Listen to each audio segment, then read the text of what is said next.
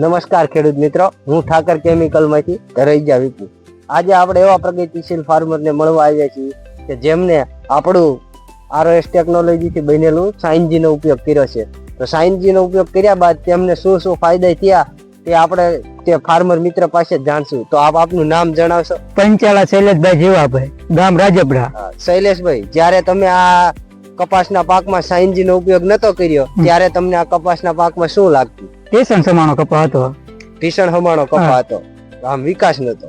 વિકાસ નતો. તો આ સાઇનજી વાપર્યા બાદ તમારા કપાસની શું હાલત છે? અરે ઓર મોટો છે કપા ઓર.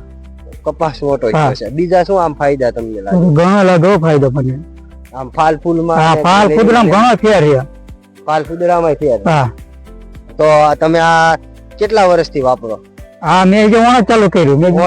ઓણસ ચાલુ કરીને રિઝલ્ટ મળ્યું. હા, રિઝલ્ટ મળ્યું. અને જ્યારે તમે આનો ઉપયોગ નતો કરતા ત્યારે તમારો પાક ભીષણ હમાણો જ રહેતો. અને આ વખતે તમને હાઈટ ને ગ્રીનરી ને એવું સારું થઈ ગયું. હા, સારું થઈ ગયું. તો તમને આ સાઇનજી નો ઉપયોગ કર્યો તો 100% રિઝલ્ટ મળ્યું. 100% મળ્યું રિઝલ્ટ. અને આપણે આ બીજા ફાર્મરોને ભલામણ કરી શકાય ને કે સાઇનજી નો ઉપયોગ કરે? કરી શકાય આપણે બીજાને જે.